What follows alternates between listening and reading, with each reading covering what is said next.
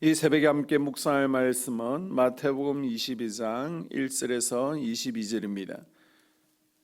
마태복음 22장 1절에서 22절.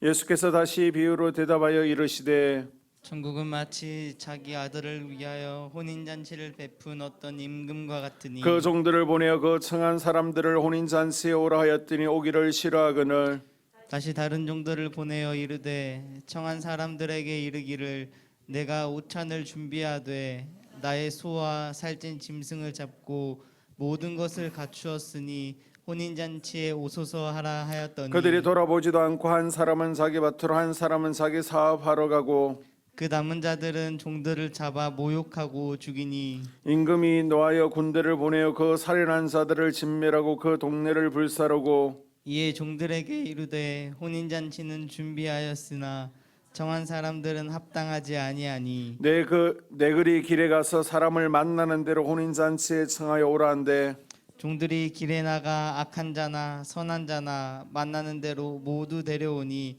혼인잔치에 손님들이 가득한지라. 임금이 손님들을 보러 들어올새 거기서 예복을 입지 않은 한 사람을 보고 이르되 친구여 어찌하여 예복을 입지 않고 여기 들어왔느냐 하니 그가 아무 말도 못하거늘 임금이 서한들에게 말하되 그 손발을 묶어 바깥 어두운 데에 내던지라 거기서 슬피 울며 이를 갈게 되리라 하니라. 청함받은 자는 많되 택함을 입은 자는 적으니라.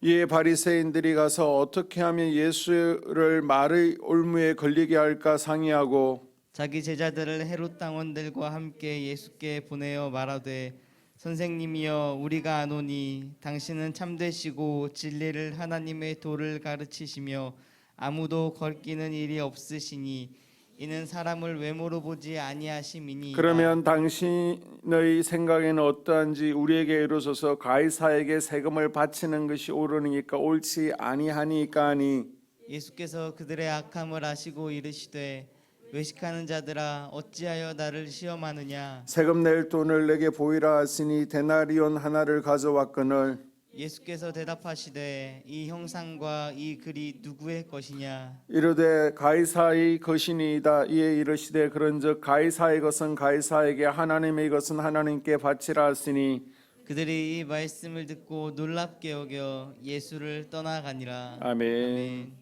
또 새벽에 나와 하나님을 예배하고 기도함으로 한 주를 시작하는 여러분을 주님의 이름으로 축복합니다. 오늘 이 말씀은요, 앞장인 마태복음 11장에 등장하는 두 아들 비유 또 포도 농부의 비유에 이어서 영속적인 주제를 가지고 있는 비유입니다. 이 세 비유는 예수 그리스도를 거부하는 자들이 하나님 나라에서 배척될 것을 경고하고 있는 이야기입니다.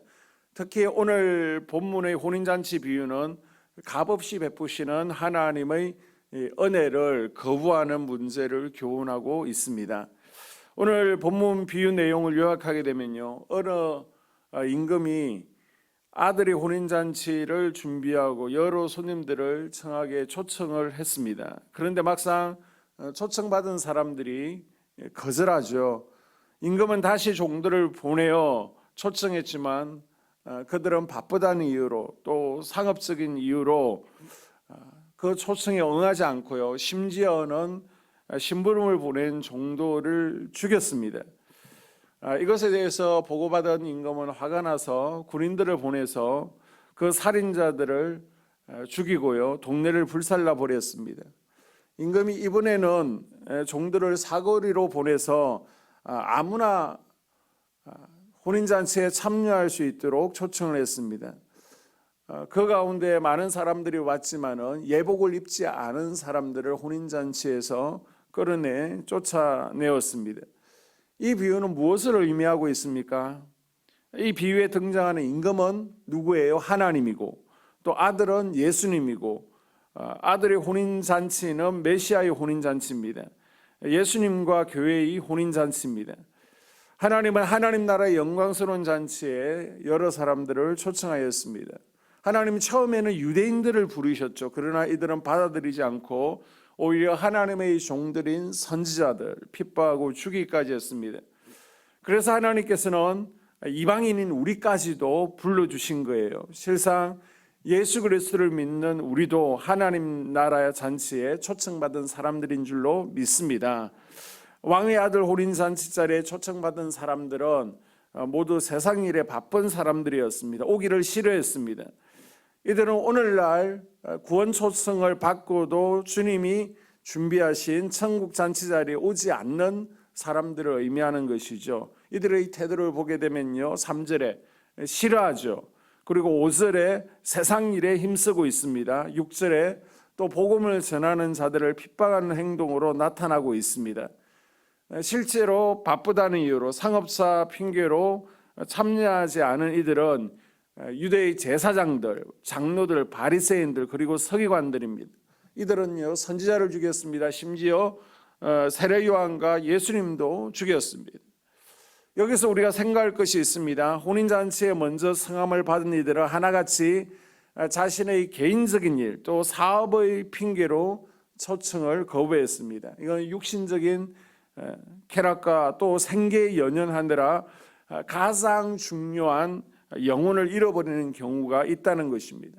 비록 당연히 해야 될 일일지라도 우리의 영혼을 파멸시키거나 또 하나님과의 관계를 멀어지게 하는 일이라면 우리는 의지적으로 결단을 해야 됩니다. 너희는 먼저 그 나라와 의를 구하라. 그리하면 이 모든 것을 너희에게 더하시리라. 주님의 말씀을 기억할 수 있기를 바랍니다. 우리는 하나님 나라 잔치에 예복을 입고 참여할 것을 또 이 비유를 통해서 교훈하고 있습니다. 우리도요 이제 결혼식이 있으면 가족들에게 양복을 해주는 관습이 있는 것처럼 유대에서는 혼인 잔치에 손님들이 예복을 입고 올 수 있도록 예복을 보내는 관습이 있습니다.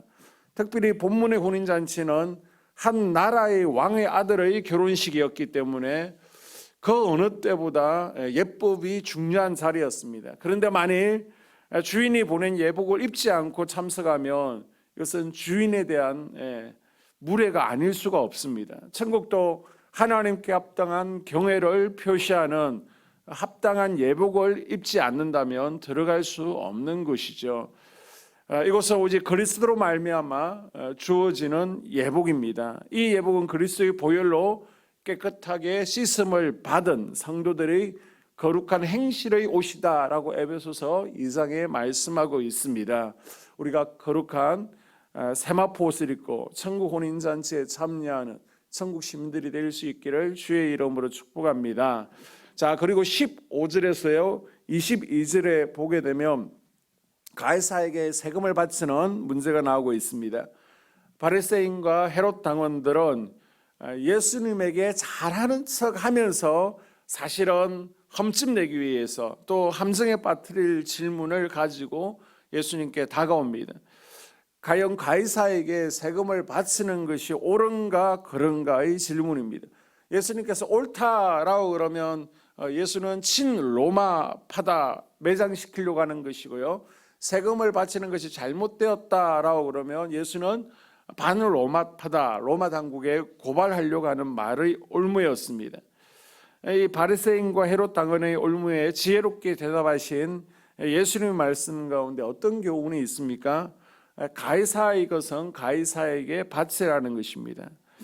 예수님께서 가이사의 것은 가이사에게 바치라는 것은 세상 제도, 세상 법에 순응하라는 것입니다. 그러나 국가가 하나님의 명령을 어기도록 요구하거나 또 그리스도인으로서 마땅치 않은 신앙에 위배되는 행동을 요구받았을 때에는 당연히 그리스도인들은 하나님 말씀에 먼저 기준을 두어야 된다라고 로마서 13장에서 우리에게 교훈하고 있습니다.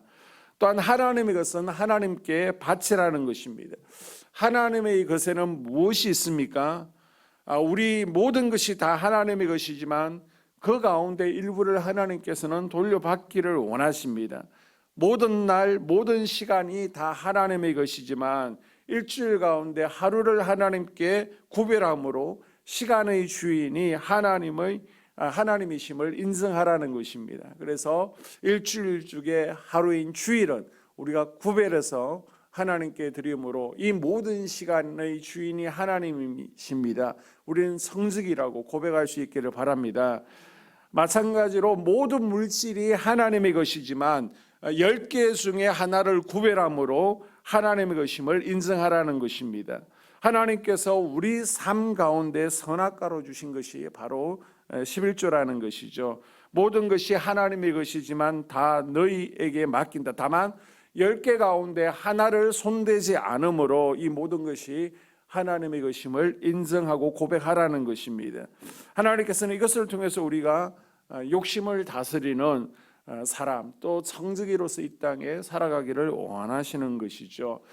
이번 한 주를 살아갈 때에도 우리가 천국 시민으로 합당한 삶을 살아갈 수 있기를 주님의 이름으로 축복합니다.